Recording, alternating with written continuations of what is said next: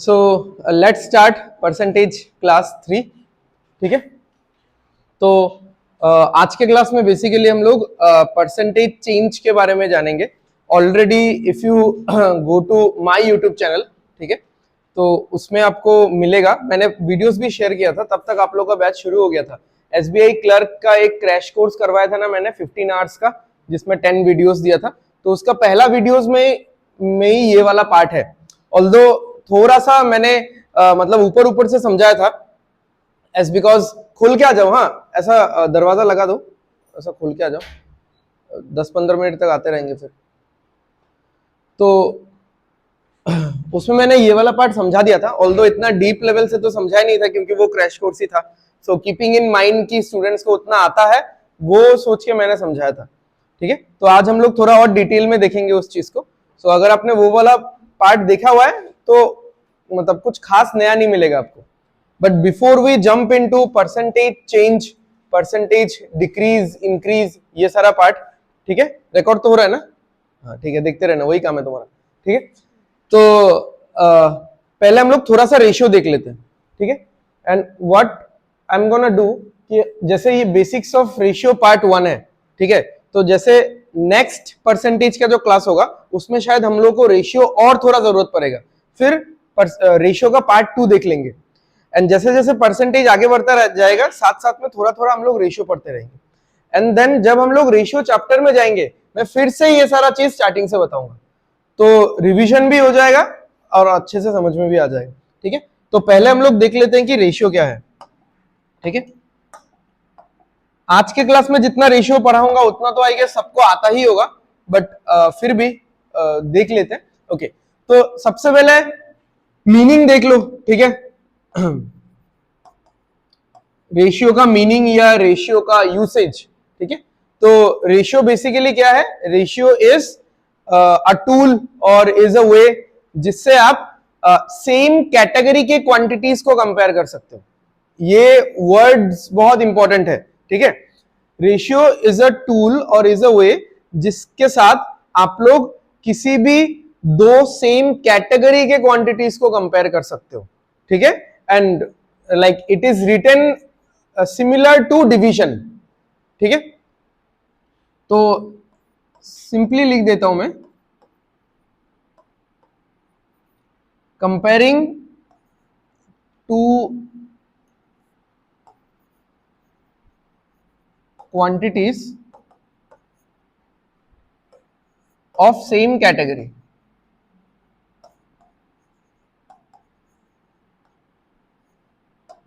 ठीक है, और ये जो कंपैरिजन होता है, ये कंपैरिजन करने का कुछ एक तरीका तो होगा ना कि कैसे कंपेयर किया जा रहा है। तो कंपैरिजन करने का तरीका है डिवीजन।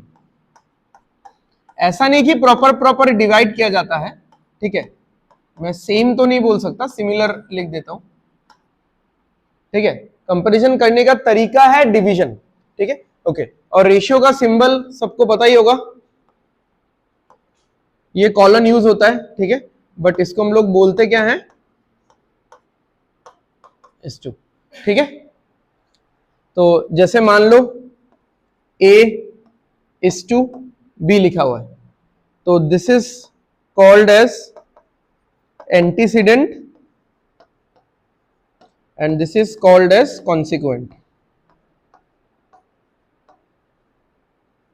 देखो ये सब कभी भी डायरेक्टली तो एग्जाम में नहीं आता है।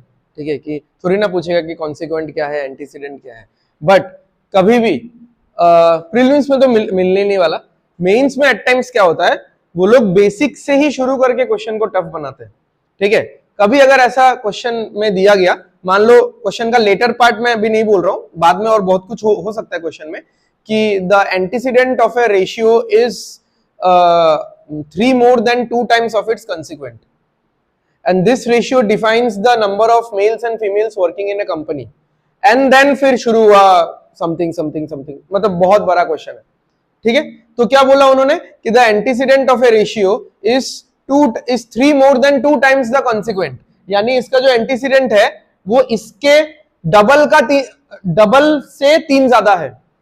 ठीक है, इसके डबल से 3 ज्यादा है। तो लेट्स सपोज कि ये है 2, तो 2 का 2 times 4 + 3 7, तो यानी रेशियो कितना हो गया 7:2 and this ratio will define the number of males and females working in a particular company. उसके बाद मानो ऐसा बोला गया कि कुछ मेल्स ऐड हुए, कुछ फीमेल्स चले गए, ठीक है, फिर रेशियो चेंज हो गया, फिर कुछ मेल्स आ गए या फीमेल्स आ गए, फिर रेशियो ऐसा हो गया। तो एक क्वेश्चन, एक पैराग्राफ बन जाएगा, उसके बाद वो लोग आपको 1-2 क्वेश्चन पूछेंगे। तो उस पूरे क्वेश्चन का मेन जो मतलब बेसिक पार्ट है वो है एंटीसीडेंट और कॉन्सिक्वेंट। अब अगर किसी स्टूडेंट को यही चीज नहीं पता कि एंटीसीडेंट और कॉन्सिक्वेंट क्या होता है, उसको रेशियो वाले बहुत अच्छे से पता है, milk and water related questions होता है रेशियो में, सबको पता है, ठीक है, मिक्सचर का क्वेश्चंस होता है, ठीक है, या नॉर्मल रियल लाइफ का क्वेश्चन होता है, तो वो सारा चीज आपको पता है, बट आपको ये दोनों नेमिंग नहीं पता, then you can not proceed, ठीक है। ओके, तो चलो अब देख लेते हैं कि जैसे ये तो एंटीसीडेंट और कॉन्सिक्वेंट मैंने बोल दिया, अब नंबर्स की तरफ देखते हैं। जैसे परसेंटेज है, परसेंटेज एक यूनिडायरेक्शनल कंसेप्ट है, यानी आपके पास अगर वैल्यूज है आप परसेंटेज निकाल सकते हो, बट अगर आपको कोई आके परसेंटेज बोलता है आप वैल्यूज पे नहीं जा सकते जब तक वो आपको कुछ हिंट नहीं देता। फॉर एग्जाम्पल कोई मेरा स्टूडेंट है, वो आया और वो बोला कि मुझे क्लास 10 में 500 में से 400 मिला, बट मुझे परसेंटेज कैलकुलेट करना नहीं आता, ठीक है, तो मैंने उसको परसेंटेज कैलकुलेट करके दे दिया, कितना होगा 80% होगा, 400 आउट ऑफ 500 80% हो गया। ओके, बट दूसरा एक स्टूडेंट आया कि सर मुझे 75% मिला है। अब क्या मैं 75% कान से सुन के सिर्फ ये पूरा बैकग्राउंड डिटेल्स उसका पता कर सकता हूं कि उसका एग्जाम कितने मार्क्स का हुआ होगा? कीपिंग इन माइंड की डिफरेंट डिफरेंट बोर्ड्स तो है ही, ठीक है, सेबा हो, सीबीएसई हो, किसी दूसरे स्टेट का हो, आईसीएससी हो, ठीक है, डिफरेंट डिफरेंट बोर्ड्स है। मुझे क्या पता कि उसका टोटल एग्जाम 500 का हुआ है, 600 का हुआ है, 700 का हुआ है, मुझे क्या पता उसको कितना मिला है? बस उसने क्या इंफॉर्मेशन दिया 75%। तो वही बात है कि आपके पास अगर इंग्रेडिएंट्स है, वैल्यूज है, तो आप परसेंटेज निकाल सकते हो, बट अगर आपके पास परसेंटेज है आप वापस वैल्यूज में नहीं जा सकते जब तक कोई एक्स्ट्रा हिंट्स नहीं मिल जाता, right? Same goes with ratio, क्योंकि ये बस एक कंपैरिजन है। तो आपके पास अगर वैल्यूज है आप रेशियो निकाल सकते हो, बट अगर आपके पास रेशियो है आप वैल्यूज पे वापस नहीं जा सकते unless you have been provided with some extra hints और इंफॉर्मेशन, ठीक है। अच्छा, यहां पे जो मैंने बोला कि दो क्वांटिटीज को ये कंपेयर करता है, कैसे कंपेयर करता है? डिवीजन के साथ या ऐसे। इसको बहुत टाइम हम लोग ऐसे भी लिख लेते हैं, नॉर्मल सॉल्व वगैरह करते टाइम हम लोग ऐसे लिख के ही करते हैं, ठीक है, बट ये चीज समझो कि फ्रैक्शन और रेशियो में फर्क होता है, ठीक है। फ्रैक्शन होल का एक पार्ट है। अगर मैं बोलूं, वीडियो कर रहा हूं बाद में, तो अभी देखो फ्रैक्शन क्या है? होल का एक पूरा पार्ट है, राइट। तो अगर मैं बोलता हूं कि 3/5, तो 3/5 ऑफ द होल, क्या बोलूं, होल क्लास, तो यानी मैं पूरे क्लास को 5 भाग में बांट रहा हूं और उसमें से 3 भाग को लेके मैं कोई डिस्कशन कर रहा हूं। जैसे 3/5 of the whole class is present, या 3/5 of the whole class has appeared for the test, ठीक है, ये हो गया फ्रैक्शन। बट रेशियो क्या है? डायरेक्टली दो कैटेगरी के हो सकता है डिफरेंट डिफरेंट चीज हो, बट दो सेम कैटेगरी का होना पड़ेगा, ठीक है, because ratio is always dimensionless. Ratio का कभी भी कोई डायमेंशन नहीं होता। जैसे क्या क्या डायमेंशन हमको देखने को मिलता है अपने लाइफ में? लीटर, केजी, किलोमीटर, ये सब एसआई यूनिट पढ़ा था ना बचपन में, ठीक है, ये सारा चीज, not only SI units, normal units also, ठीक है, मीटर हो गया, सेंटीमीटर हो गया, किलोमीटर हो गया, लीटर हो गया, केजी हो गया, ठीक है, बहुत सारा है, करंट का एम्पियर हो गया, ठीक है, बहुत सारा है। तो वो दोनों चीज सेम कैटेगरी का होना चाहिए, ठीक है। तो अभी जैसे डॉग्स है और कैट्स है, अब डॉग्स और कैट्स का रेशियो नहीं निकाल सकते। अगर मैं बोलूं कि 20 कैट्स एंड 16 डॉग्स, अब इसका रेशियो निकालो, नहीं निकल सकता ना इसका रेशियो, बिकॉज आप जब ऐसे लिखोगे कि 20 डॉग्स इज टू 16 कैट्स, तो आप नंबर्स को तो काट दोगे, इनका क्या करोगे? जैसे कि मैंने बोला रेशियो इज डायमेंशनलेस, इसका कोई डायमेंशन बचेगा ही नहीं, ठीक है, तो ये नहीं निकल सकता। हाँ, कब निकलेगा? जब अगर ऐसा है कि 15 एप्पल्स इज टू 6 एप्पल्स, कुछ भी, जैसे दुकान ए है उसमें 15 एप्पल्स है, दुकान बी है उसमें 6 एप्पल्स है। अब बताओ कि इन दोनों दुकान में जो एप्पल्स है उनका रेशियो क्या है। तो पहले तो ये दोनों तो चला जाएगा क्योंकि सेम कैटेगरी है, ठीक है। फिर मैं उसको 3 से कैंसिल कर दूंगा, 5 आ गया, उसको 3 से कैंसिल कर दूंगा, 2 आ गया, तो रेशियो कितना मिल गया मुझे, 5:2। तो शॉप ए और शॉप बी में एप्पल्स का जो कलेक्शन है, या एप्पल्स का जो स्टोरेज है, ठीक है, उसका रेशियो कितना है, 5:2, ठीक है। ओके, हाँ बताओ। हाँ exactly, I was expecting this question. अब देखो उसके क्वेश्चन में ही आंसर है।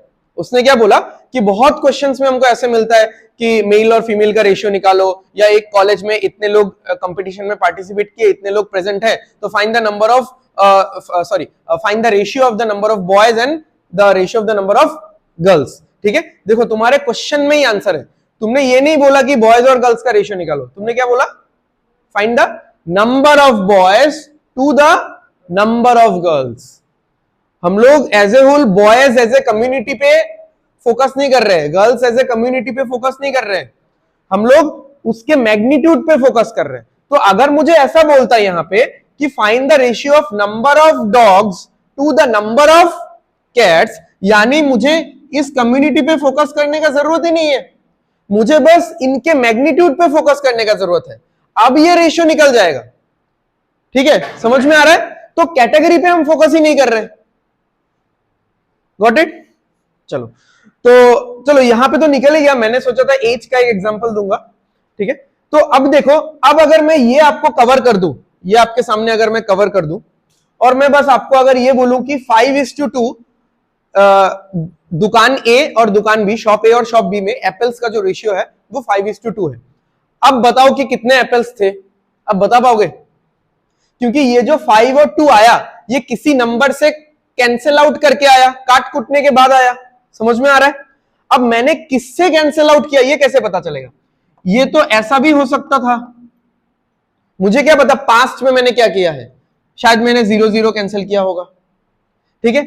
ये तो ऐसा भी हो सकता था, शायद मैंने 6 से कैंसिल किया होगा। समझ में आ रहा है? तो पास्ट में कौन सा वैल्यू था और कौन से वैल्यू से कैंसिल करने के बाद 5 और 2 आया, क्या ये 5 और 2 देख के हम लोग बोल पाएंगे? नहीं बोल पाएंगे। तो सिमिलरली, मतलब जैसे परसेंटेज था उसी तरीके से रेशियो भी क्या है, यूनिडायरेक्शनल कंसेप्ट है। यानी आपके पास अगर वैल्यू है तो आप रेशियो निकाल सकते हो, बट आपके पास अगर रेशियो है आप वापस वैल्यू पे नहीं आ सकते जब तक आपको कुछ हिंट्स ना मिले, ठीक है। तो जैसे अगर मैं बोलता हूं कि मेरा एज और मेरे ग्रैंडफादर का एज का रेशियो 3:7 है, ठीक है, 3:7 है, तो आपको कैसे पता चलेगा कि कौन से नंबर से कैंसिल आउट करके 3:7 आया? ठीक है, नहीं पता चलेगा। तो आपने मान लो कि ट्राई करने के लिए आपने 8 मल्टीप्लाई किया, ठीक है, 8 मल्टीप्लाई किया, तो 3:7 के साथ 3:7 के साथ मैंने अगर 8 मल्टीप्लाई किया तो ये आ जाएगा 24 और 56। तो यानी मेरा एज 24 आप बोल रहे हो और ग्रैंडफादर का एज 56 बोल रहे हो, ठीक है। तो इतना भी रियलिस्टिक तो है नहीं है क्योंकि बहुत कम एज गैप लग रहा है। एनीवेज, फिर आपने सोचा कि 10 मल्टीप्लाई करते हैं, तो चलो एक वैल्यू तो आया, थोड़ा रियलिस्टिक सा वैल्यू भी है कि एक 30 साल के इंसान का, एक 70 इयर्स का इंसान उसका ग्रैंडफादर हो ही सकता है, ठीक है। फिर आपने सोचा 12 मल्टीप्लाई करते हैं, 36 हुआ और इधर 84 हुआ, ठीक है, ये भी रियलिस्टिक लग रहा है। आप 11 मल्टीप्लाई करो, 4, 5, मतलब 7, 8 या उससे पहले वाले नंबर्स मल्टीप्लाई करने से एकदम एब्सर्ड लगता है, ठीक है। अगर आप इवन कुछ मल्टीप्लाई नहीं करते, 1 मल्टीप्लाई करते हो, तो 3 साल का इंसान और उसका 7 साल का दादाजी, ठीक है, थोड़ी ना ऐसा होगा, ठीक है। तो एनीवेज, एज का क्वेश्चन है तो चलो हम लोग थोड़ा सा बोल पा रहे हैं, बट रैंडमली भी, हाँ जो रैंडमली भी हम लोग ये जज नहीं कर सकते, हम लोग ये जज कभी भी नहीं कर सकते रेशियो में कि रेशियो का बैकग्राउंड वैल्यू क्या होगा, ठीक है, समझ में आ गया?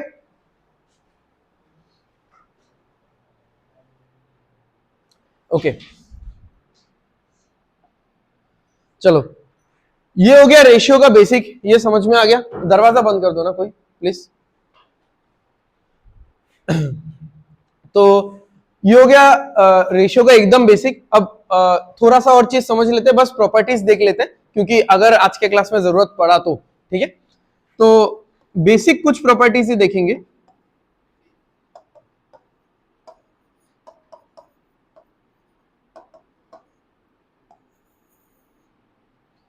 तो जैसे क्योंकि रेशियो कंपैरिजन बताता है हमको, तो रेशियो के साथ हम लोग कोई भी चीज मल्टीप्लाई कर सकते हैं या डिवाइड कर सकते हैं, ठीक है। कुछ भी चीज आप मल्टीप्लाई कर सकते हो, डिवाइड कर सकते हो, कुछ फर्क नहीं पड़ने वाला रेशियो को, ठीक है। बट कोई भी चीज रैंडमली आउट ऑफ नोवेयर आप ऐड और सब्ट्रैक्ट नहीं कर सकते, रेशियो चेंज हो जाएगा। रेशियो चेंज हो जाएगा ना, मतलब कंपैरिजन चेंज हो जाएगा, ठीक है। रेशियो का जो निकनेम है, घर का नाम है, वो है कंपैरिजन, ठीक है। तो इतना मान के चलो। तो जैसे अगर मैंने रेशियो लिखा कि ए और बी दो स्टूडेंट हैं, इनके मार्क्स का रेशियो है 2:5, ये है इनका रेशियो।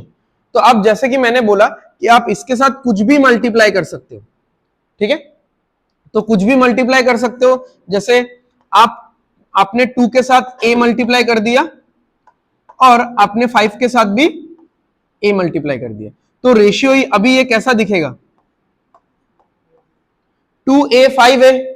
बट रेशियो डिस्टर्ब नहीं हुआ, क्यों? क्योंकि मुझे जब जरूरत पड़ेगा मैं फिर से कैंसिल कर दूंगा, जब जरूरत पड़ेगा मैं मल्टीप्लाई करूंगा, डिवाइड करूंगा, क्योंकि अभी तो आप लोगों को मैं balancing of ratio, comparison of ratio नहीं बता रहा हूं, ठीक है, कि रेशियो से रेशियो में कैसे कंपेयर करते हैं, रेशियो को बैलेंस कैसे करते हैं। वो सारा चीज जब होगा तब आपको पता चलेगा कि इसका फायदा क्या है, ठीक है। तो जैसे 2 और 5 है, तो कोई मुझे इसको 3 से मल्टीप्लाई करके बताओ, कोई मुझे इसको 5 से मल्टीप्लाई करके बताओ। बताओ, इसको 3 से मल्टीप्लाई करो, क्या होगा? 6:15। और ये चीज समझना, आपको एंटीसीडेंट को भी मल्टीप्लाई करना है और कॉन्सिक्वेंट को भी मल्टीप्लाई करना है। यानी रेशियो में दो ही हिस्सा होता है ना, मतलब अगर दो लोगों का है तो, ठीक है, तो रेशियो में दो हिस्सा है, तो इन दोनों हिस्सों को आपको 3 से मल्टीप्लाई करना है। अगर आपने बाय मिस्टेक ऐसा करके रख दिया, यानी 2 तो 2 ही रहा, बट 5 को 3 से मल्टीप्लाई करके 15 बना के रख दिया, तब देखो ये रेशियो डिस्टर्ब हो गया। मान लो ये किसी भी एक बेटे और उसके फादर का एज का रेशियो था, ठीक है, कि सन का एज और उसके फादर का एज मान लो 20 और 50 था, क्वाइट पॉसिबल, ठीक है। 20 इयर्स का बेटा है, 50 इयर्स का उसका फादर है, ठीक है। तो 20 और 50 इयर्स का बेटा था, तो 20:50 किया हमने, 0 हमने कैंसिल कर दिया, तो रेशियो कितना आया? 2:5। अब मुझे because of any reason ratio को थोड़ा सा चेंज करना है। चेंज एज इन पूरा रेशियो चेंज नहीं होगा, जस्ट उसका जो विजुअल अपीयरेंस है, हम लोग जिस तरीके से रेशियो को देख रहे हैं वो विजुअल अपीयरेंस चेंज होगा, उसका कंपैरिजन डिस्टर्ब नहीं होगा। तो मैंने 3 से मल्टीप्लाई कर दिया, तो 3 से इस तरीके से मल्टीप्लाई कर दिया, अब तो पूरा पंगा ही चेंज हो गया। यानी अगर ये 20 साल है, यानी 20 साल के इंसान का 150 साल का फादर है, तो रेशियो डिस्टर्ब हो गया। अब ये चीज कब गलत नहीं होता, मैं इसको यहीं पे लिख के रखता हूं, जब ये दोनों ही 3 से मल्टीप्लाई होता, यानी ये 6 और ये कितना होगा? 15। अब आप इसको वापस 3 से काटो, मतलब you can prove it to anyone, जब आप करोगे तो, कि देखो मैंने चेंज किया बिकॉज मुझे क्वेश्चन सॉल्व करना था, तो क्वेश्चन के रिक्वायरमेंट के लिए मैंने चेंज किया। बट आप इसको 3 से काटो, इसको 3 से काटोगे क्या आएगा? 2 आएगा, इसको 3 से काटोगे क्या आएगा? 5 आएगा। तो कंपैरिजन डिस्टर्ब नहीं हो रहा है, ठीक है। फिर इसको 5 से मल्टीप्लाई करेंगे तो क्या आएगा? यहां पे 10:25। फिर से अगर हमको काटने का जरूरत पड़ा तो काटेंगे, तो फिर से ये 2:5 आ जाएगा, ठीक है। आइजा दो जटा लगे, ठीक है, समझ में आ रहा है? तो रेशियो के साथ हम लोग कभी भी कोई भी चीज मल्टीप्लाई कर सकते हैं, ठीक है। बस इतना ध्यान रखना कि उसका हर एक पार्ट में मल्टीप्लीकेशन, मतलब ये वाला फैक्टर मल्टीप्लाई होना चाहिए, ठीक है। अभी तो बस हम लोग दो में डिस्कस कर रहे हैं, एंटीसीडेंट और कॉन्सिक्वेंट में, राइट। तो अगर मतलब 3 भी होता है, कंपैरिजन तो हमेशा 2 ही चीजों का होगा एट ए टाइम, मतलब उन्हीं 2 चीजों का होगा। तो ये वाला समझ में आ गया। अच्छा, और एक चीज, तो इसी से मतलब इसी के साथ मिलता जुलता है कि अगर हम लोग डिवाइड भी करना चाहे तो डिवाइड कर सकते हैं, ठीक है, उसमें भी कोई फर्क नहीं पड़ता कि A:B है, तो अगर इनका रेशियो 3:7 है और मुझे मान लो इसको डिवाइड करना है, तो मैं 3/b इज टू 7/b लिख ही सकता हूं, ठीक है, क्योंकि अल्टीमेटली रेशियो का जो फॉर्मेट है वो फॉर्मेट डिवीजन का ही है। प्रॉपर डिवीजन तो हम लोग करते नहीं है कि कोशेंट निकालते हैं, रिमाइंडर निकालते हैं, उसको बोला जाता है प्रॉपर डिवीजन। बट उसका जो फॉर्मेट है, जिस तरीके से हम लोग इसको एनालाइज करते हैं या देखते हैं, तो इसका फॉर्मेट क्या है, डिवीजन का ही फॉर्मेट है। तो क्या लिखा हुआ है, 3/b डिवाइडेड बाय 7/b, ठीक है। मैंने डेफिनेशन में लिखा ही था कि रेशियो का फॉर्मेट डिवीजन का होता है, तो यहां पे तो b कट ही जाएगा ना, फिर से रेशियो क्या बन जाएगा, 3:7, या फिर यहीं पे आप कैंसिल कर सकते हो, फिर से रेशियो क्या बन जाएगा, 3:7, ठीक है। तो मैं इसमें और एग्जांपल नहीं दे रहा हूं b का, b के जगह पे आप कुछ भी बैठाओ, आप 4 बैठाओ तो 4 कट जाएगा, 5 बैठाओ तो 5 और 5 कट जाएगा। तो बात यही है कि रेशियो में आप कभी भी कुछ भी मुंह उठा के मल्टीप्लाई कर सकते हो, डिवाइड कर सकते हो, ठीक है, बट उसके दोनों हिस्सों में आपको मल्टीप्लीकेशन और डिवीजन का इफेक्ट डालना पड़ेगा, राइट। अब आते हैं एडिशन पे या सब्ट्रैक्शन पे, एडिशन ही देख लेते हैं, ठीक है। तो ये थोड़ा सा एडवांस वाला ही पार्ट है, कर लेते हैं, ठीक है, एक साथ डिस्कस कर रहे हैं इसलिए। तो जैसे मान लो कि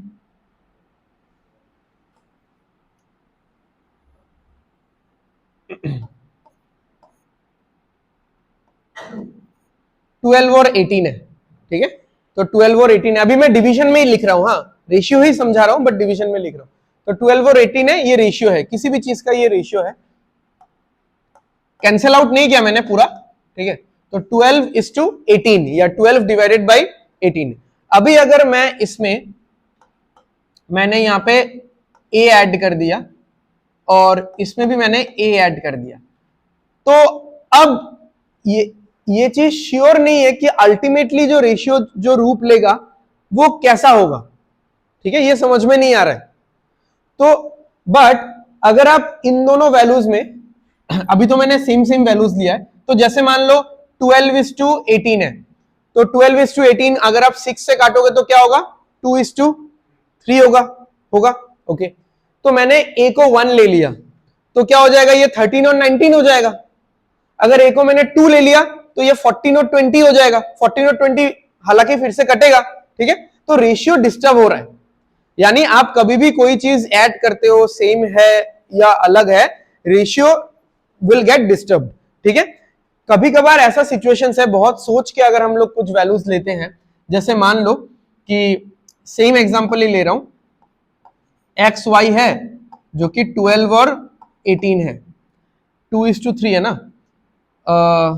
एक बार मैं लिख लेता हूं इसको कि इसका सिंपलेस्ट फॉर्म क्या है, इसका सिंपलेस्ट फॉर्म क्या है, 2:3 है। अगर मैं कैंसिल करूंगा 6 से तो 2 और 3 आएगा, ओके। अभी इसमें करेंगे हम लोग, अगर मैं यहां पे 6 ऐड करता हूं, ठीक है, और यहां पे अगर मैं 9 ऐड करता हूं कि the numerator has been increase by 6 and the denominator has been increase by 9। अब देखो तो आंसर क्या आ रहा है, ये हो जाएगा 18 और ये कितना हो जाएगा 27। अब आप 9 से इसको कैंसिल करो, 9 2 टाइम्स, 9 3 टाइम्स, तो रेशियो सेम रहा कि नहीं जो ओरिजिनली था। अब यहां पे ऐसा क्या हुआ बताओ कि रेशियो सेम रहा, हाँ तो हमेशा ऐसा नहीं है ना कि सिर्फ अलग अलग नंबर ऐड किया तो रेशियो सेम रहेगा। आप यहां पे 5 ऐड करो, 5 और 9 ऐड करो, थोड़ी ना सेम रहेगा। 6 और 9 में ऐसा क्या है, एग्जैक्टली 12 और 18 जिस रेशियो में है, कौन से रेशियो में है, 2 और 3 के रेशियो में है, ठीक है। 6 और 9 को आप काटो, इसको 3 से काटो 2 आएगा, इसको 3 से काटो 3 आएगा।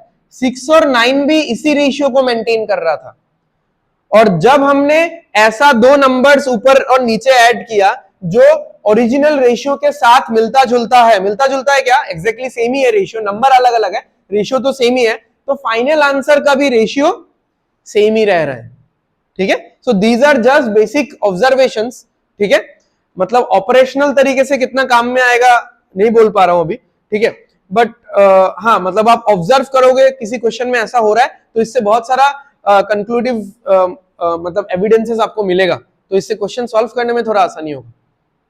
ठीक है, तो अब जरूरी नहीं है कि सेम सेम हो तो होना ही पड़ेगा। यहां पे भी अगर सेम सेम नंबर होता तब सेम सेम मैं कर रहा हूं तब सेम हो जाता। ठीक है, तो समझ में आ गया रेशियो का इतना सा बेसिक्स, इतना सा ही चाहिए मेरे ख्याल से आज के क्लास के लिए। थोड़ा सा हमने ज्यादा भी पढ़ लिया ये वाला पार्ट। ठीक है, समझा रहा हूं तो एक बार मैं समझा दिया। चलो, तो अभी आगे बढ़ते हैं हम लोग।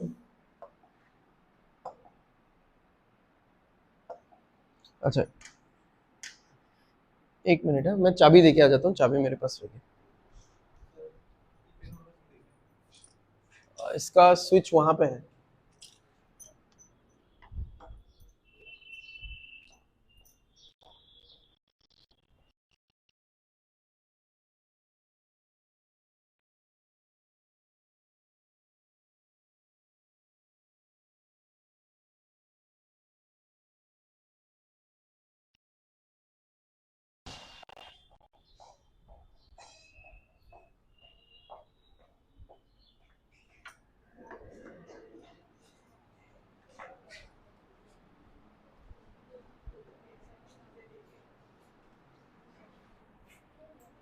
Okay, so percentage change start करते हैं।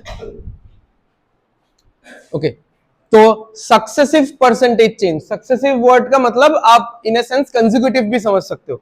ठीक है, मतलब एक के बाद एक, एक के बाद एक। जैसे मान लो कि आप लोगों का कोई फ्रेंड है, या फ्रेंड नहीं, मान लो कि कोई आप लोगों का बड़ा भाई है या बहन है। ठीक है, तो वो 2-3 साल पहले ही बाहर चले गए किसी भी मेट्रो सिटी में या कॉस्मो सिटीज में, तो वहां से वापस आए हैं, 3 साल बाद आप मिले हो, तो आप अपने उस रिलेटिव को या अपने भाई बहन को आप क्या पूछोगे कि जैसे you are working in a company in a Bangalore, तो आप 3 साल से काम कर रहे हो, तो 3 साल में आपका सैलरी का इंक्रीमेंट क्या है। ठीक है, यूजुअल क्वेश्चन है बहुत। ठीक है, तो वो इंसान क्या बताएगा आपको, ऐसा बताएगा ना, कुछ एक सिंगल शॉट आंसर देगा कि देख भाई 3 साल में मुझे मेरा जो सैलरी है वो 30% इंक्रीज हुआ है।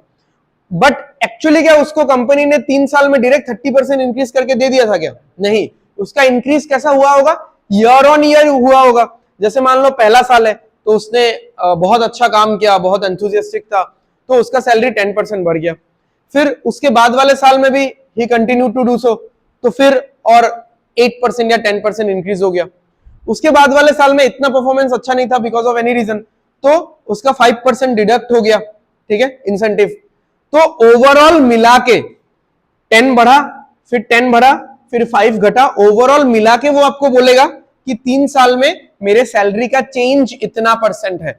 हम लोगों को तो वो इतना डिटेल में नहीं बोलेगा, बस वो हमको बोल देगा कि हाँ 3 साल में 25%, 30%, 35% का इंक्रीज है मेरी सैलरी में। ठीक है, now these kind of situations are called as successive percentage change. अब ये जो चेंज वर्ड है, अब इसका दो पहलू होगा, एक हो सकता है सक्सेसिव परसेंटेज इंक्रीज, और एक होगा सक्सेसिव परसेंटेज डिक्रीज।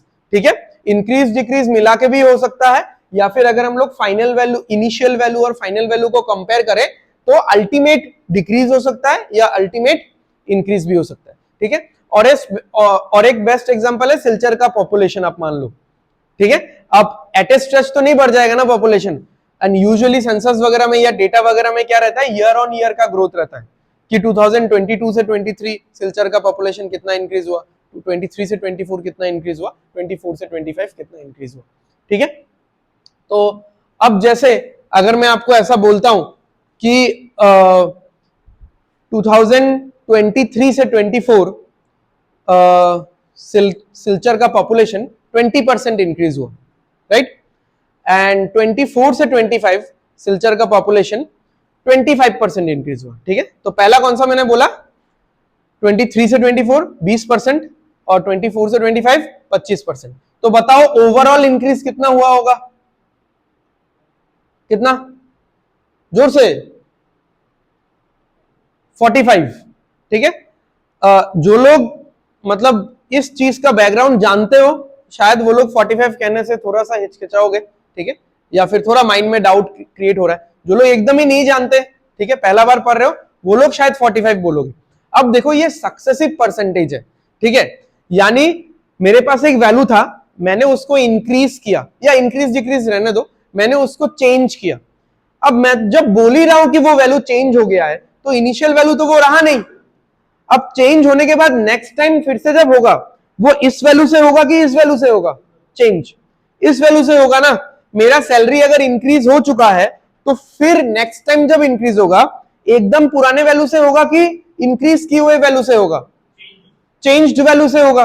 तो फिर नेक्स्ट कनेक्शन इससे होता है, ना कि पुराने वाले से होता है। इसीलिए इसका आंसर आप कभी भी ये ब्लंडर मत करना कि सक्सेसिव परसेंटेज का आंसर आप नॉर्मल एडिशन और सब्ट्रैक्शन से निकालने का कोशिश करो ही मत, ठीक है।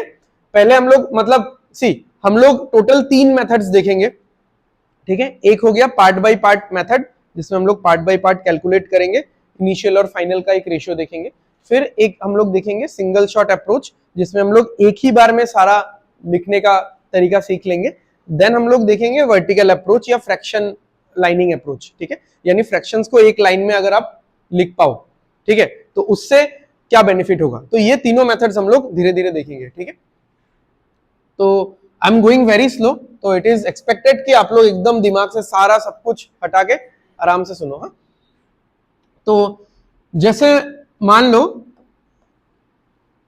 यहां पे मैं लिख देता हूं पहले,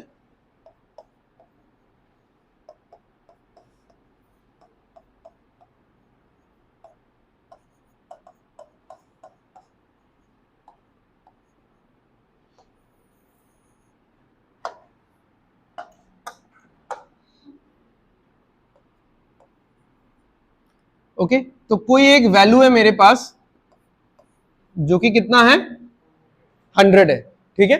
अब मैं इस वैल्यू को इंक्रीज कर रहा हूं, कितना परसेंट? 20%। समझो, हाँ मैंने क्या बोला, मैंने ये बोला कि मेरे पास जो वैल्यू 100 है, मैं उसको 20% बना नहीं रहा हूं, मैं उसको 20% इंक्रीज कर रहा हूं, बढ़ा रहा हूं। 20% बनाना मतलब क्या? किसी भी चीज का 20% कितना होता है? 1/5।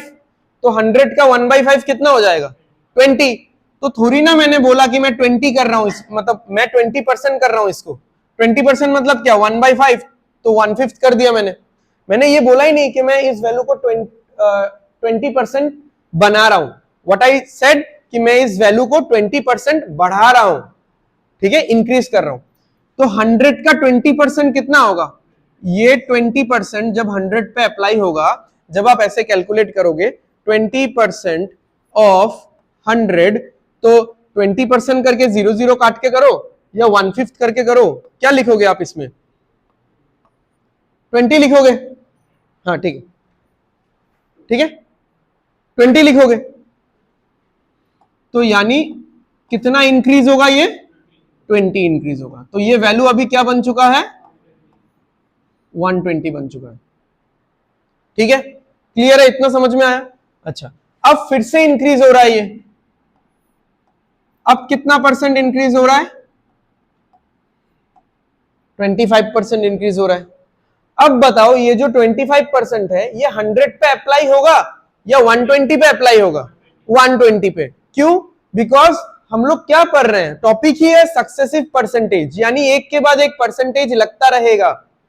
और परसेंटेज कौन से वैल्यू पे लगता है? जो उसका इमीडिएट गार्डियन होगा, जो उसका इमीडिएट पेरेंट होगा। तो जैसे ये 20% था, इसका इमीडिएट गार्डियन कौन है, पेरेंट कौन है? 100 है। अब ये तो वैल्यू चेंज हो गया ना, चेंज होकर कितना बन गया? 120 बन गया। अब ये जो 25% है, इसके लिए गार्डियन कौन है? 120 है। ये 100 पे थोड़ी ना लगेगा, ठीक है। 25% मतलब क्या होता है? 1/4। किसका 1/4? जो उसका गार्डियन है, जिसपे लग रहा है परसेंटेज, ठीक है। तो 120 का 1/4 4 से डिवाइड करो, कितना आएगा? 30 आएगा। तो ये कितना हो जाएगा? 150 हो जाएगा, ठीक है। समझ में आ रहा है इतना? अच्छा, तो ये हो गया हमारा फाइनल। ये था हमारा इनिशियल वैल्यू, इसको आई बोल सकते हो आप, और ये है हमारा फाइनल वैल्यू। तो ये जो मैंने पैटर्न बोला, ये आपको रियल लाइफ में बहुत सारी जगहों पे ये वाला पैटर्न मेंटेन होता हुआ दिखेगा, ठीक है। जैसे मैंने बोला सिलचर का पॉपुलेशन, तो यही एग्जांपल दिया था मैंने 20 और 25। किसी इंसान का, मेरे भैया का, दीदी का, ठीक है, किसी भी मेरे फ्रेंड का सैलरी, अगर वो किसी जॉब में है, ठीक है, तो उसका सैलरी 2 साल में कितना इंक्रीज हुआ, ठीक है। तो अगर ऐसा मैं बोलता हूं कि पहले साल 20% बढ़ा, सेकेंड ईयर 25% बढ़ा, तो आई कैन नॉट एवर से कि उसका सैलरी 45% इंक्रीज हुआ, ठीक है। क्यों नहीं बोल सकता मैं? क्योंकि ऐसा हो भी नहीं रहा है, अभी चेक कर लेंगे हम लोग इसको, ठीक है। तो अभी कंपेयर करो 100 और 150 को, बताओ इनिशियल से फाइनल कंपैरिजन तो ऐसे ही होगा ना, मिडिल वैल्यूज में तो कंपैरिजन नहीं होता है, कंपैरिजन हमेशा होता है कहां से शुरू किया था और कहां पे है आज, ठीक है, तो वही दैट इज कंपैरिजन। तो इन दोनों में कंपेयर करो, देखो वैल्यू कितना बढ़ रहा है, वैल्यू वैल्यू परसेंटेज नहीं, वैल्यू कितना इंक्रीज हो रहा है, 50 का इंक्रीज है, यहां करते हैं 50 इंक्रीज हुआ, कितने पे इंक्रीज हुआ, कंपैरिजन क्या है, बेस क्या है, डिनोमिनेटर क्या है, 100 है, एंड परसेंटेज में कन्वर्ट करने के लिए फिर से 100, 100 और 100 कट जाएगा, तो कितना आ रहा है यहां पे, 50% आ रहा है, ठीक है, ठीक है, समझ में आ गया, ओके।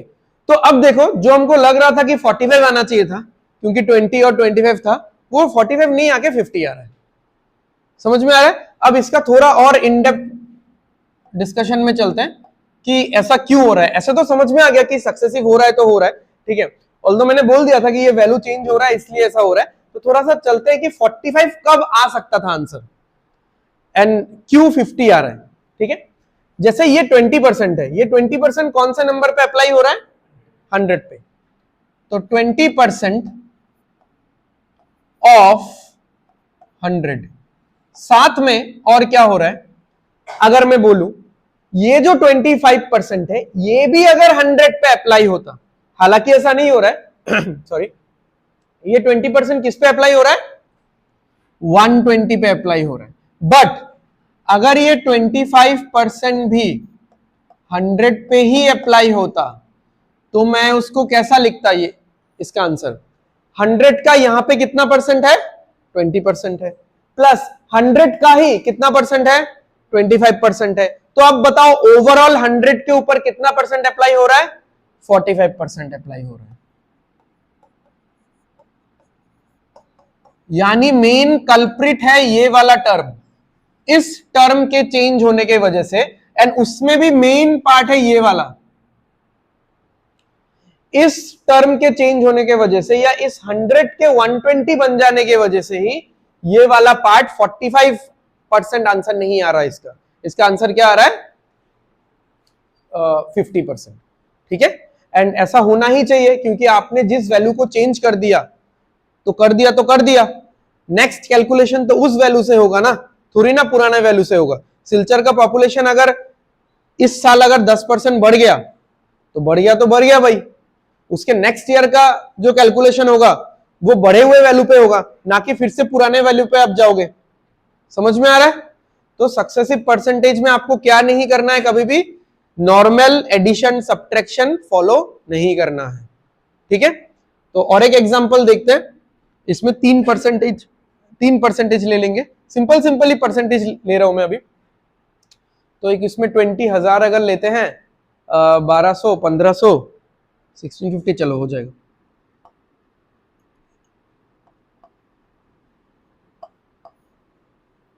ठीक है। तो किसी एक पर्टिकुलर कुछ भी मान लो, किसी एक पर्टिकुलर बोतल का दाम, ठीक है, किसी एक पर्टिकुलर बोतल का दाम, या फिर ट्राइपॉड स्टैंड यहाँ पे है, ठीक है, वो तो खुशी के नोई सिर्फ बोतल कोई थे, ठीक है, ठीक है, किसी एक पर्टिकुलर पेन का दाम, ठीक है, ट्राइपॉड का दाम, बोतल का दाम, कुछ भी 1000 रुपीज है, ठीक है। तो अब मान लो कि ये 20% इंक्रीज हुआ because of any reason, because of inflation and वगैरह वगैरह, ठीक है, ईयर ऑन ईयर इसका दाम बढ़ता गया, तो 20% ये किस पे अप्लाई होगा, 1000 पे। कैलकुलेशन ओरली करेंगे, ठीक है, बार बार इतना नहीं लिखेंगे बिकॉज आप लोगों को सीखना भी तो है। तो परसेंटेज का तो 2 जीरोस यहां से कट जाएगा, 20 इंटू क्या बचेगा, सिर्फ 10, तो कितना होगा, 200, तो कितना हो गया वैल्यू बढ़ के, इसका दाम हो गया 1200। नेक्स्ट ईयर इसका दाम फिर से बढ़ गया 25%। 25% is pretty easy to calculate, 1/4 होता है, तो 1200 का 1/4 कितना होगा 300। ठीक है, ऐसा ही होता है अगर आप ज्यादा बोतल के बारे में सोचोगे तो। ठीक है, सोच के ही नशा हो रहा है। ठीक है, फिर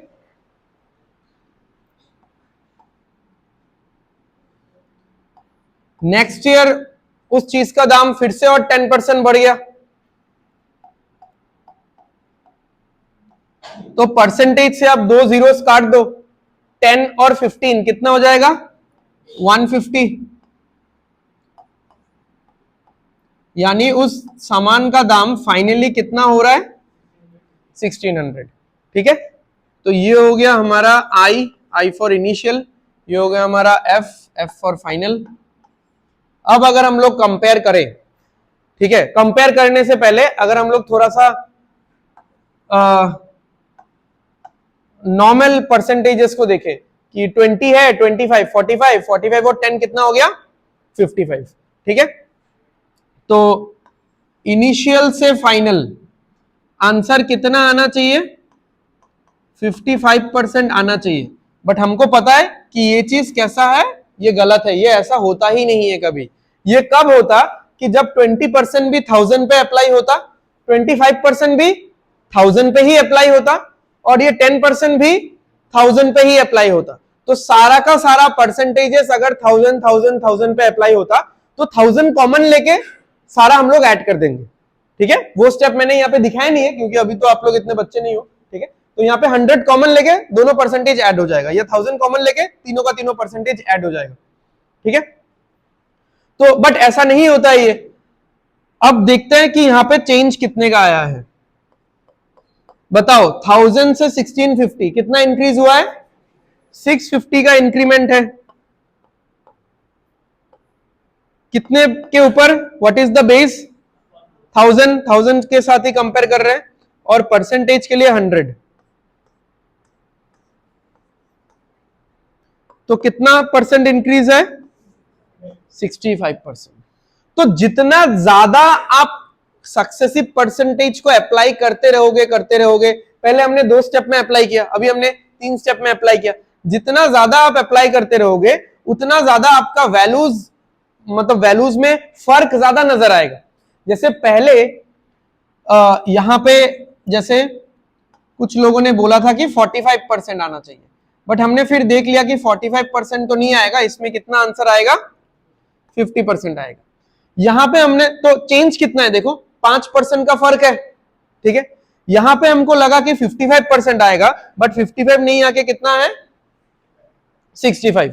तो ऐसा इसलिए हो रहा है ना क्योंकि वैल्यूज जैसे और बढ़ता जा रहा है, नेक्स्ट वाला परसेंटेज और भी ज्यादा बड़े वैल्यू पे अप्लाई हो रहा है।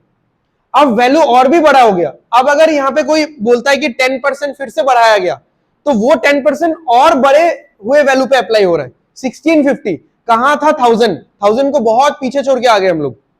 ठीक है, जब हम लोग एक एक स्टेप करते हैं तो हमारा क्लोजनेस रहता है, फिर और इंक्रीज हो गया, फिर और इंक्रीज हो गया फ्रॉम द ओरिजिनल वैल्यू। ठीक है, एक स्टेप किया बस 1200 हुआ, बस 200 का गैप है।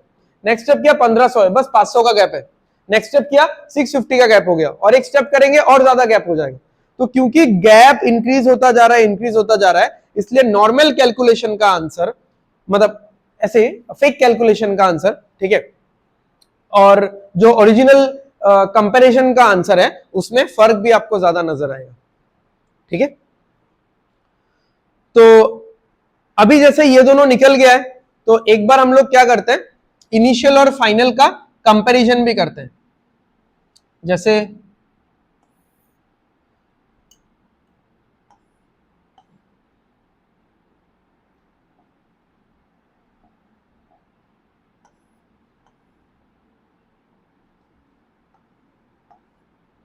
ठीक है, तो अगर इस क्वेश्चन के लिए मैं इनिशियल और फाइनल का कंपैरिजन करूं कि मेरा इनिशियल वैल्यू जो भी है या मेरा फाइनल वैल्यू जो भी है, ठीक है, उसका अगर मुझे कंपैरिजन करना है, आप दो तरीके से कर सकते हो, ठीक है। एक तो ऐसा है कि आप पूरा सीधा सीधा ये वाला वैल्यू उठा के कर लो कि इनिशियल कितना है 100, फाइनल कितना है 150, बैठाओ, कैंसिल आउट करो, काटाकुटी करो, ठीक है, जो आता है आपको मिल जाएगा। एक है आप इस परसेंटेज का यूज करो, आप इनिशियल को कुछ भी मान लो, जैसे मैंने इनिशियल वैल्यू को मान लिया 10, ऐसे ही मैंने इनिशियल वैल्यू को मान लिया 10, तो फाइनल कितना ज्यादा होना चाहिए 50% ज्यादा होना चाहिए। तो 10 का 50% ज्यादा कितना होगा 15 होगा कि नहीं? 10 का 50% कितना होता है 5 होता है, 5 तो नहीं होगा ना, 10 का 50% ज्यादा बोला है, यानी 5 ज्यादा, 5 मोर देन दैट, तो 10 से 5 मोर देन दैट कितना होगा 15 होगा। तो 10 और 15 लिखो, फिर कैंसिल आउट करो, आ जाएगा, जो भी आपको सही लगे, ठीक है। तो एक तो तरीका ये हो गया कि जो वैल्यूज के साथ हमने ये वाला पूरा चार्ट लिखा है इसी वैल्यूज को यूज कर लेंगे।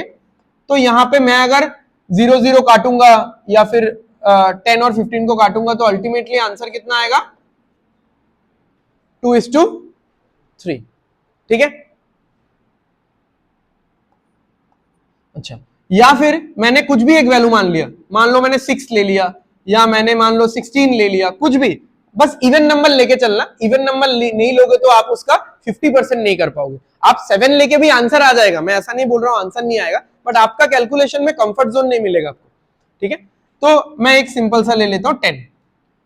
अब मुझे 50% ज्यादा करके लिखना है, तो 10 का 50% ज्यादा कितना होगा, पहले तो बताओ कि 10 का 50% कितना होगा 5 होगा। अब 5 तो नहीं लिखूंगा ना, 5 ज्यादा करके लिखना है, तो कितना लिखूंगा 15, ठीक है। सेम अगर आप 16 लेते तो 16 का 50% कितना होता है 8 होता है, 8 ज्यादा करके लिखना है यानी 24। आप कैंसिल करो 2:3 आएगा,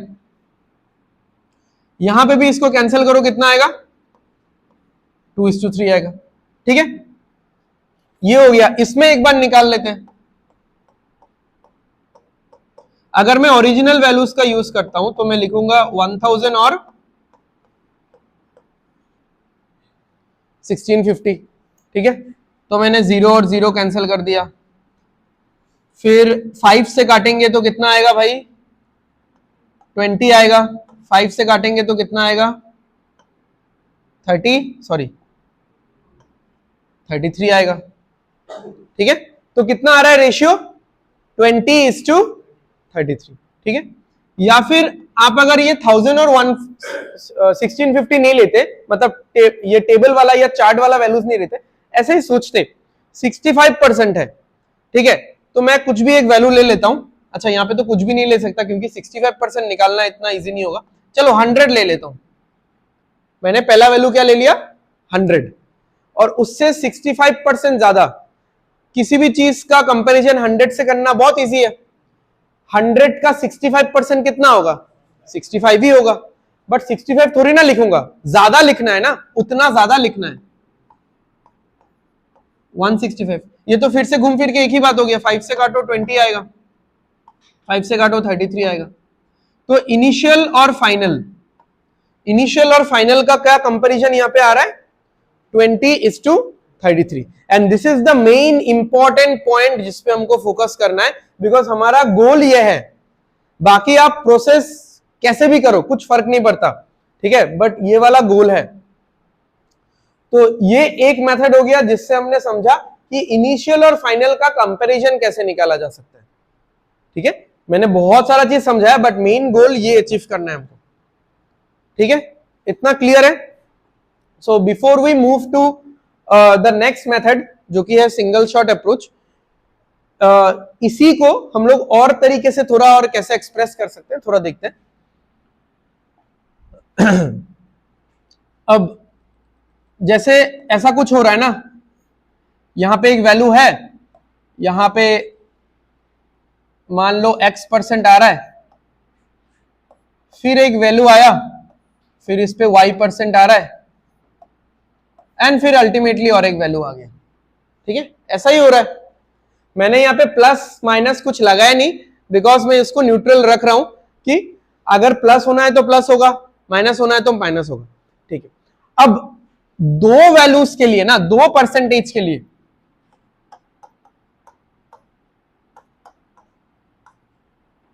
हम लोग इफेक्टिव परसेंटेज मेथड का भी यूज कर सकते हैं अगर 2% होता है, ठीक है। जैसे इस क्वेश्चन के लिए हम लोग कर सकते थे, इस क्वेश्चन के लिए नहीं कर सकते, यहाँ पे 3% है, मतलब 3 का भी फॉर्मूला है, बट कितना फॉर्मूला सीखोगे, जितना कम फॉर्मूला सीखो उतना बेटर है, ठीक है।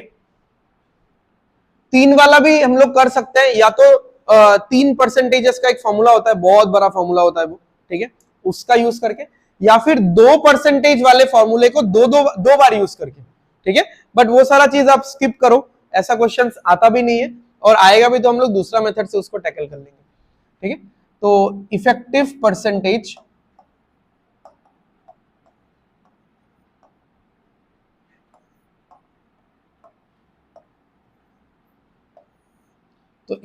परसेंटेज फॉर्मूला ये कहता है x plus y plus x into y divided by 100। इस वर्ड का मीनिंग तो सबको पता होगा ना, इफेक्टिव, रिजल्टेंट, ठीक है। नेट, जैसे मान लो कि मैंने उसको 50 रुपए दिया, बट उससे 10 रुपए का एक पेंसिल ले लिया, तो इफेक्टिवली बताओ मैंने उसको कितना दिया, 40 रुपए ही दिया, मतलब उसको मेन फायदा 40 रुपए का ही हो रहा है, क्योंकि मैंने अगर उसको 50 रुपए दिया और 10 रुपए का एक पेंसिल या 10 रुपए का एक चॉकलेट ले लिया, तो मैंने उसको दिया 50 वैल्यू, बट उससे 10 वैल्यू का एक सामान भी ले लिया, तो इफेक्टिवली या रिजल्टेंट नेट, ठीक है, तो नेट कितना मैंने उसको दिया, 40 ही दिया है। तो वही बात है कि अगर ऐसा 2% हो तो इफेक्टिव परसेंटेज क्या होगा, ओवरऑल परसेंटेज क्या होगा, ठीक है। तो हम लोग 2-3 एग्जांपल लेंगे। सबसे पहले हमारे क्वेश्चन, इस क्वेश्चन का एग्जांपल लेंगे 20 और 25। आंसर कितना आना चाहिए भाई, 50, ये आप माइंड में रख के चलो, ठीक है। सो अगर मैं +20% लेता हूं और साथ में +25% लेता हूं, तो क्या आएगा यहाँ पे, 20 फॉर्मूला देखते रहना, +25 +20 इंटू 25 डिवाइडेड बाई 100। तो ये कट जाएगा, 5 आएगा, 5 से ये कटेगा, 5 आएगा, ठीक है। क्लियर है, किसी को कैलकुलेशन में कोई दिक्कत नहीं है। 20 + 25 45, 45 + 5, उसके बाद तो आप लोग आराम से इनिशियल और फाइनल का रेशियो लिख पाओगे, ठीक है। इनिशियल को कुछ भी मान लो, 100 मान लो, तो फाइनल कितना होगा, 50% ज्यादा होगा, 50% रेस करेगा, ज्यादा होगा, ठीक है। तो मैं रेशियो पे अभी नहीं जा रहा हूं। फिर पिछली उसमें क्या लिया था, अच्छा चलो एक ऐसा ले लेते हैं, 20%, 10%,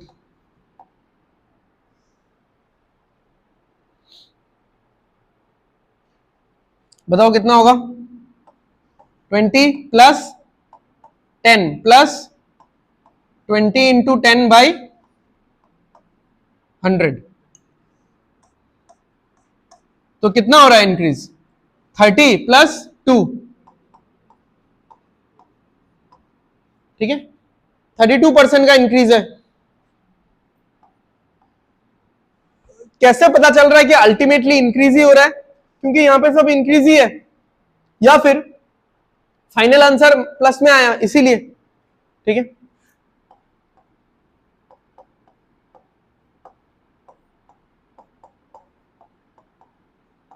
अगर मान लो ऐसा होता कि कोई वैल्यू है वो 10% रिड्यूस हो गया, फिर एक वैल्यू बना, फिर वो वाला वैल्यू 25% इंक्रीज हो गया, फिर फाइनल एक वैल्यू बना, तो इनिशियल और फाइनल का बताओ क्या होगा, -10 + 25, फिर यहां पे प्लस आएगा कि माइनस आएगा बताओ, इस जगह में प्लस आएगा कि माइनस आएगा, माइनस। ऐसे तो आप यहाँ पे प्लस बैठा सकते हो, बट प्लस बैठा के क्या करोगे, -10 इंटू +25, तो प्लस माइनस क्या होगा, प्लस से माइनस है माइनस, ठीक है। तो -10 इंटू 25 डिवाइडेड बाई 100, ठीक है। 0 0 कट जाएगा, 25 - 10 कितना होगा, 25 - 10 15, अच्छा 25 डिवाइडेड बाई 10 कितना होगा, कैंसिल आउट मत करो, डायरेक्ट 25 डिवाइडेड बाई 10 कितना होगा, कोई भी चीज 10 से डिवाइड होता है तो क्या होता है, डेसिमल नहीं लगता है क्या, 2.5। तो यहां पे क्या हो जाएगा, ये पार्ट तो भाई आपका कितना हो रहा है, 15 हो रहा है। 15 माइनस 2.5 तो क्या हो जाएगा, 12.5। अब 2.5 इंक्रीज है कि डिक्रीज है, सॉरी 12.5 इंक्रीज है कि डिक्रीज है, इंक्रीज है। यहां पे देखने का जरूरत ही नहीं है, आपका फाइनल आंसर आपको खुद ही मतलब अपने आप वो एडजस्ट करके बता देगा आपको ये अपने आप में क्या आ रहा है, पॉजिटिव की निगेटिव, पॉजिटिव, तो ये इंक्रीज है। चलो और एक देख लेते हैं, 20 ये हो गया, -20 -10 तो क्या होगा, -20 -10। अब बताओ यहां पे क्या होगा, प्लस या माइनस, प्लस, क्योंकि -20 इंटू -10, माइनस है माइनस है प्लस, ठीक है। तो +20 इंटू 10 डिवाइडेड बाई 100। ये वाला पार्ट क्या हो रहा है, -30 + 2 कितना आएगा, 28 आएगा, -28 आएगा। तो आपको आपका आंसर खुद ही बता के देगा कि वो निगेटिव आ रहा है, इंक्रीज आ रहा है कि डिक्रीज आ रहा है। समझ में आ गया। अब इन चारों को तो सॉल्व करके फायदा है नहीं, क्योंकि हमने ऑलरेडी कर लिया है। हम लोग बस इसमें क्या करेंगे, इनिशियल और फाइनल का वैल्यू निकालेंगे।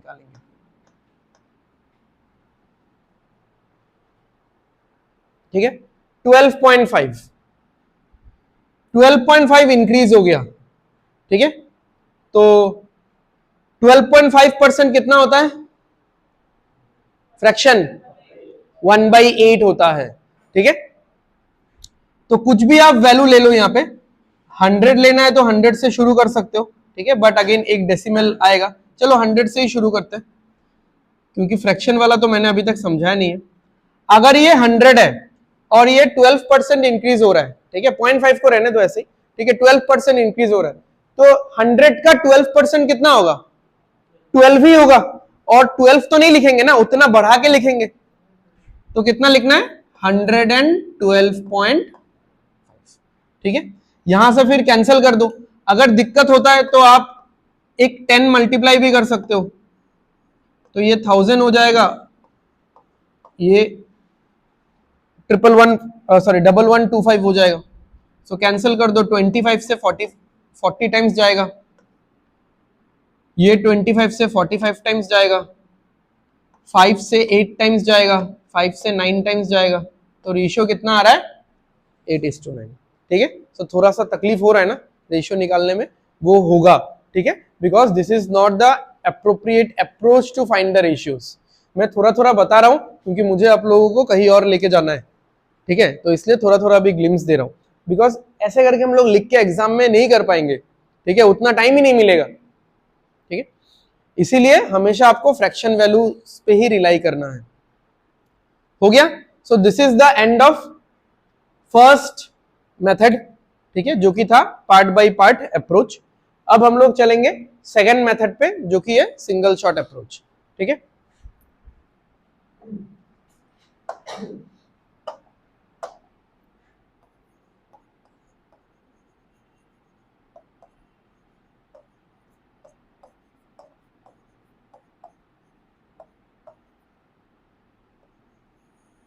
ये समझ में आ गया तो नेक्स्ट वाला भी ऑटोमेटिक समझ में आ जाएगा, बस राइटिंग स्टाइल डिफरेंट है। पहला वाला तो एंटायरली अलग था, क्योंकि उसमें हम लोग एक एक पार्ट का कैलकुलेशन करते हुए जा रहे थे, इसमें हम लोग एक ही बार में कैलकुलेट करेंगे। एंड नेक्स्ट जो फ्रैक्शन लाइन मेथड है या जो वर्टिकल अप्रोच है, उसमें भी हम लोग एक ही बार में कैलकुलेट करेंगे। इसका और उसका बस लिखने का तरीका थोड़ा सेम है, नंबर्स भी सेम रहेगा, वैल्यूज भी सेम रहेगा, सब सेम रहेगा, ठीक है। ओके, तो डायरेक्टली तो ये नहीं बता सकता आपको, ठीक है, तो एक एक एग्जांपल लेके चलते हैं। सो 3 एग्जांपल्स मैं एक्सप्लेन करूंगा, एक ए, एक बी और एक सी, और तीनों में मेरा माइंडसेट यही रहेगा कि हर एक एग्जांपल पे मैं ये करूंगा कि एक एक स्टेप गायब करता रहूंगा, ठीक है, सो दैट ये पूरा एकदम बेसिक बच्चों वाला रहेगा।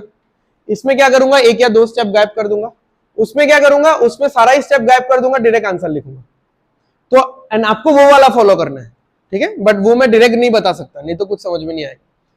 तो मान लो ए कोई एक वैल्यू है एंड इस ए को मुझे कितना % इंक्रीज करना है, 20% इंक्रीज करना है, ठीक है। तो जो पहले इतना टाइम से कर रहे थे हम लोग, ये वैल्यू खुद तो रहेगा ही या ये वैल्यू खुद ही गायब हो जाएगा? ये वैल्यू खुद रहेगा। जैसे अगर मैं बोलता हूं कि मेरा सैलरी 20% इंक्रीज होगा, तो मेरा पुराना सैलरी रहेगा कि नहीं, या सिर्फ इंक्रीज होके वो मिल जाएगा मुझे?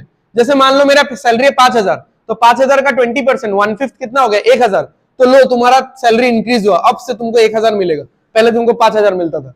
ये कैसा इंक्रीज हुआ? ठीक है, तो पहले जो 5,000 मिलता था वो तो रहेगा ही, 5,000 का 20% 1,000 इंक्रीज हुआ, अब से मुझे कितना मिलेगा, 6,000 रुपए मिलेगा। यानी जो वैल्यू ओरिजिनल है, इनिशियल है, ये तो रहेगा ही रहेगा, साथ में इसी वैल्यू का 20% ऑफ दिस वैल्यू ऑफ ए, या फिर आप ऐसा भी लिख सकते हो ए का 20%, ठीक है, आपको जैसा भी समझना पसंद हो। तो ये तो हो गया ए प्लस 20% कितना होता है, 1/5 होता है 20%, तो ये हो गया a प्लस a/5। इस तरीके के फ्रैक्शंस को ऐड करना आता है सबको? एलसीएम क्या हो जाएगा, इसके नीचे 1 है, कुछ नहीं है बोले तो 1 है, इसके नीचे 5 है तो 5 ही हो जाएगा। 5 इंटू ए कितना होगा, 5a प्लस a, तो ये कितना हो जाएगा, 6a/5। समझ में आ गया? ये पूरा हमने 3-4 स्टेप में एकदम घटिया तरीके से किया, ठीक है। तो अब देखो यहां पे हमारा फोकस, मेन फोकस एरिया क्या है, ठीक है, हमारा फोकस एरिया है ये फाइनल आंसर, बिकॉज हमने ये सारा स्टेप्स तो कोई देखने नहीं वाला मेरे रफ शीट में, ठीक है। तो यही वाला चीज एग्जामिनर देखेगा, या एग्जामिनर भले ही ना देखे, इसी वाले चीज को आगे ले जाके मेरा आंसर निकालना है, ठीक है। तो ये 6/5 कैसे आया, इस पे थोड़ा दिमाग लगाते हैं, ठीक है। ये सारा स्टेप्स नहीं करके क्या किसी तरीके से मैं ये 6/5 तक पहुंच सकता हूं, ये देखते हैं, ठीक है। तो देखो कितना इंक्रीज हो रहा था, कितना इंक्रीज हो रहा है, 20%। 20% मतलब क्या होता है भाई, प्लस 1/5। 1/5 तो बोलोगे ही आप, अब से आप लोग ट्राई करो कि प्लस 1/5 माइनस 1/5 बोलने का। लास्ट क्लास में तो मैंने समथिंग % मोर, समथिंग % लेस देन, ये सारा चीज डिस्कस किया था ना, ठीक है। क्यों? क्योंकि यहां पे बोला ही है कि आपका सैलरी 20%, 20% से बढ़ाया जा रहा है, तो 20% का फ्रैक्शन अब से हम लोग 1/5 नहीं बोलेंगे, क्या बोलेंगे, प्लस या minus 1/5 depending upon the situation, ठीक है। ये अपने हैबिट में डाल दो तो रेशियो लिखने में बहुत आसानी होगा, ठीक है। अब देखो ये 6/5 कैसे आ रहा है, मुझे समझ में आ गया, किसी को समझ में आया कैसे आ रहा है? क्योंकि ये 5 क्या है, हमेशा क्या होता है, ये हमेशा बेस होता है, डिनोमिनेटर होता है, हमारा कंपैरिजन का लाइक महात्मा होता है, ये गॉड है, ठीक है, ये डिनोमिनेटर वाला वैल्यू। क्योंकि ये 5 बेस है तो 5 तो रहेगा ही। 5 के ऊपर कितना इंक्रीज हो रहा है, 5 ऊपर कत बारेर, एक बारेर, एक बढ़ के कितना हो रहा है, 6 हो रहा है, वहां से ये 6/5 आ रहा है, ठीक है। 5 पे 1 इंक्रीज हो गया तो ये कितना हो गया, 6, और ये हो गया 6/5, ठीक है। क्लियर है, समझ में आ गया? अब चलते हैं हम लोग एग्जाम्पल नंबर बी पे। तो इसका सैलरी 25% बढ़ाया गया, ठीक है, इसका सैलरी 25% बढ़ाया गया। अब इस बार हम लोग ये वाला चीज डायरेक्ट लिखने का कोशिश करेंगे, ठीक है। तो यानी यहां पे कुछ ना कुछ एक वैल्यू आएगा और साथ में क्या रहेगा, बी, ऐसा ही है ना। 6/5 टाइम्स, अच्छा किसी को अगर ऐसा भी लिखना है, 6/5 टाइम्स मल्टीप्लाई में ओरिजिनल वैल्यू या initial value,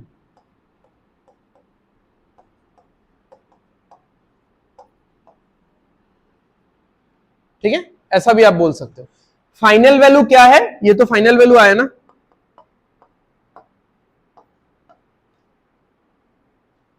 final value f बोल दो आप, इनिशियल वैल्यू आप i बोल सकते हो। तो फाइनल वैल्यू क्या है? 6/5 टाइम्स 6/5 गुना, हम लोग बोलते हैं ना 2 गुना 3 गुना, 6/5 गुना कितना? i of the initial value. यानी इनिशियल वैल्यू को अगर आप 6/5 टाइम्स कर लोगे तो आपको क्या मिल जाएगा? फाइनल वैल्यू मिल जाएगा। तो यहां पे अगर मैं ऐसा लिखना चाहूं कि फाइनल वैल्यू f कितना होगा? समथिंग ऑफ i, ये समथिंग क्या होगा बताओ, यहां से निकालते हैं फिर। 25% क्या होता है बताओ, कितना होता है? नहीं हुआ, फिर से बताओ। +1/4। तो यानी 4 हमारा बेस है और 4 पे कितना इंक्रीज हो रहा है? 1 इंक्रीज हो रहा है। इंक्रीज होके कितना बन चुका है? 5 बन चुका है। तो ये फ्रैक्शन क्या होगा? 5/4। यानी इनिशियल से ये फाइनल कितना बन चुका है? 5/4 times of the initial, right? तो जो फाइनल वैल्यू है वो कितना होगा? 5/4 टाइम्स ऑफ द इनिशियल। ठीक है, अब यहां पे मैं आप सबको और एक स्टेप आगे लेके जाऊंगा, जो कि हम लोग सी वाले एग्जांपल में एकदम डायरेक्ट करेंगे कि अगर मुझे कोई रेशियो निकालने बोलेगा, now this is the main part. ठीक है, अगर मुझे कोई रेशियो निकालने बोलेगा कि इनिशियल इज टू फाइनल का रेशियो बताओ भाई, तो इनिशियल हमेशा क्या होगा? ये बेस ही तो होगा कि नहीं? ये 4 ही इनिशियल है, क्योंकि इसी के साथ तो सब कुछ का कंपैरिजन हो रहा है, इसी से पूरे इस अप्रोच का शुरुआत हुआ था। नॉट ओनली दिस अप्रोच, पिछले वाले का भी जो स्टार्टिंग वैल्यू होता है वही होता है क्या? इनिशियल। ठीक है, तो इनिशियल क्या होगा? 4 होगा, और 4 पे 1 बढ़ गया तो फाइनल क्या हो गया? 5 हो गया। अब हम लोग एग्जांपल सी में क्या करेंगे? ये सारा कुछ भी नहीं करेंगे, ये सब कुछ भी नहीं, बस डायरेक्ट ये लिखना है हमको। ठीक है, अब इसमें सी के लिए मैं वो वाला परसेंटेज यूज करूंगा जो अभी थोड़ी देर पहले हमने कैलकुलेशन किया था, तो बहुत तकलीफ हुआ था कैलकुलेशन करने में। ठीक है, मेरा सैलरी कुछ भी एक है, सी है, इनिशियल है, उसको मैंने 12.5% बढ़ा दिया। ठीक है, अब बताओ कि इनिशियल इज टू फाइनल क्या है?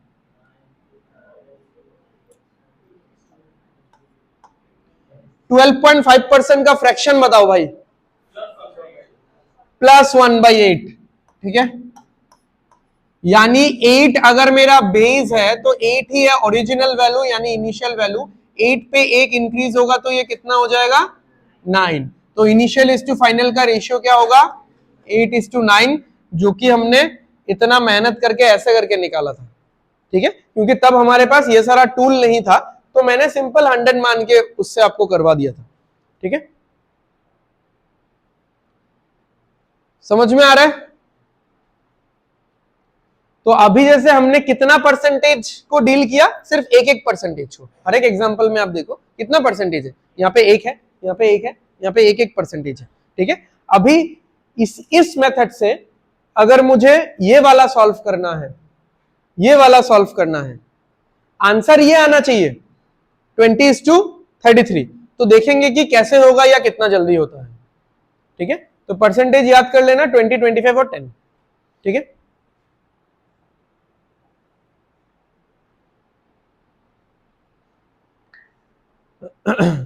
क्लियर है? चलो, तो अब देखो, अब जब हमारे पास मल्टीपल परसेंटेजेस होगा तो हम लोग डायरेक्ट ये तो नहीं लिख पाएंगे, तो मुझे पहले ये वाला लिखना पड़ेगा, ये वाला लिखना पड़ेगा, फिर और एक परसेंटेज आएगा, फिर और एक परसेंटेज आएगा, फिर जो कैंसिल आउट होगा होगा, ये सब करने के बाद ये वाला एक स्टेप, ये वाला एक स्टेप, डन, खत्म, 2 स्टेप में खत्म। इतना लंबा चौड़ा ये सब बाकी कुछ भी नहीं चाहिए। 1 परसेंटेज में आप डायरेक्ट लिख सकते हो इसको। ठीक है, अगर अगर 2-3 परसेंटेज होगा, आपको या तो ऐसे कंटिन्यूएशन में लिखना है सिंगल शॉट अप्रोच में, या फिर आपको वर्टिकली लिखना है नेक्स्ट वाला जो पढ़ाने वाला हूं। ठीक है,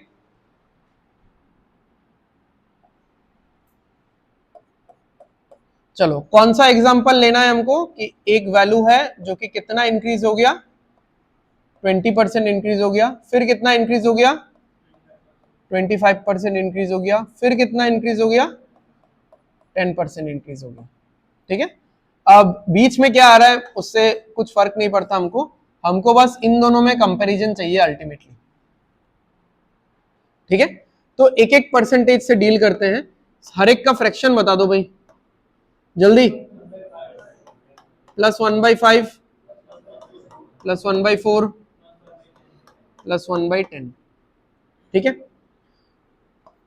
तो जैसे मैंने बोला था पहले तो हम लोग ये मल्टीप्लीकेशन वाला पूरा सीरीज लिखेंगे, उसके बाद आएगा कि रेशियो क्या आ रहा है। डायरेक्ट नहीं लिख सकते क्योंकि एक परसेंटेज नहीं है ना। ओके, पहले इसको देखते हैं। 5 पे एक ज्यादा तो क्या होगा, 6/5 इंटू इंटू इंटू इनिशियल। ठीक है, हो गया इतना।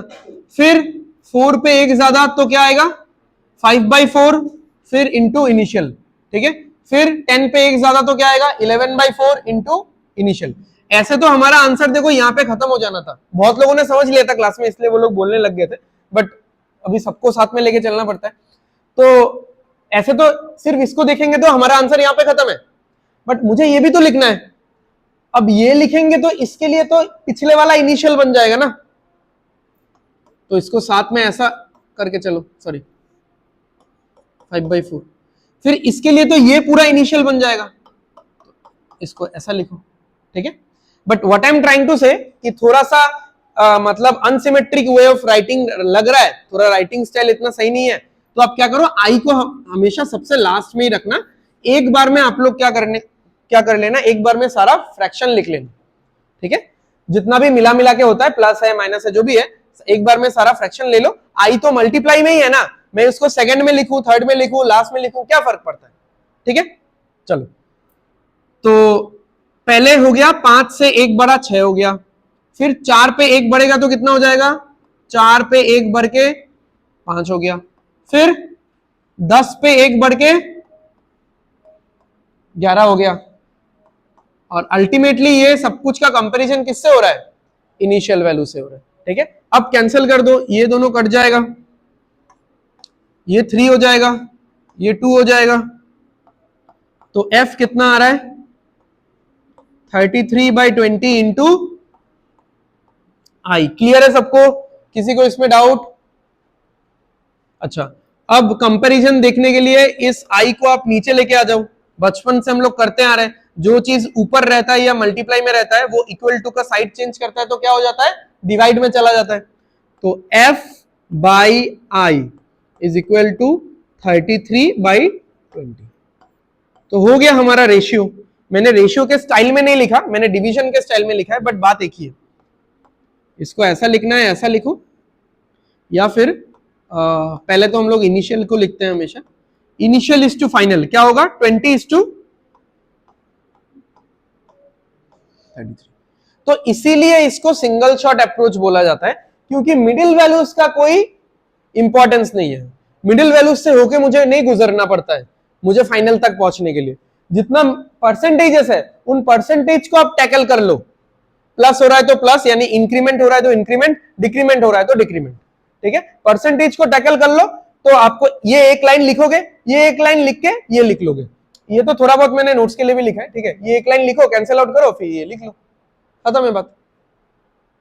ठीक है, तो समझ में आ गया सिंगल शॉट अप्रोच। ठीक है, तो अभी यहाँ पे मैंने समझा रहा हूं तो मैंने सिंपल सिंपल परसेंटेज लिया है। ठीक है, आप लोगों का दुखती नस पे हाथ नहीं दिया मैंने, अगर अदरवाइज में वही 46.66%, 58.33% ये सभी देता, तो एग्जाम में तो वही सब रहेगा, तो समझ जाना। अच्छा, नेक्स्ट लास्ट इज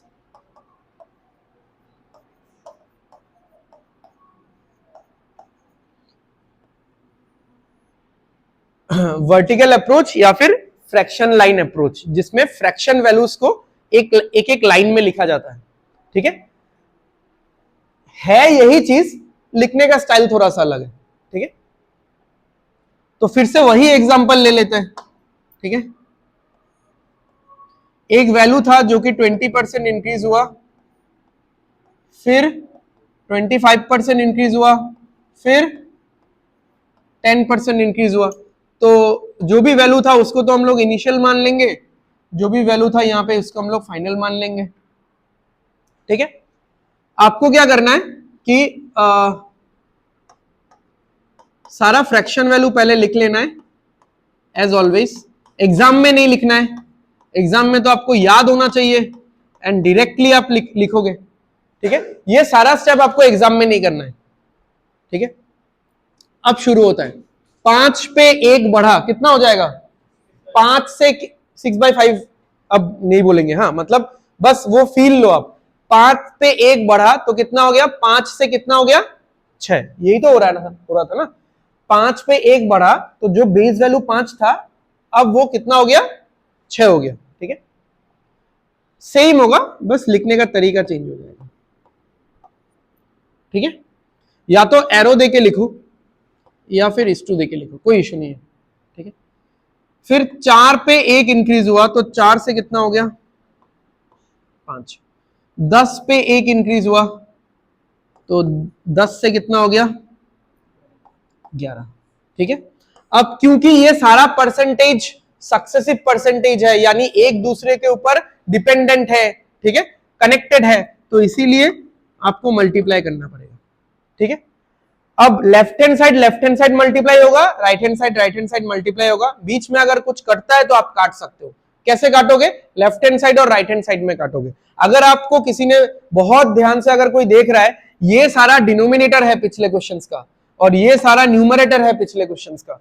देख लो, 5 से 6, 4 से 5, 10 से 11, 5 से 6, 4 से 5, 10 से 11। तो लेफ्ट हैंड साइड वाला वैल्यू सारा क्या है? डिनोमिनेटर है, और राइट हैंड साइड वाला वैल्यूज न्यूमरेटर है, और कुछ नहीं है।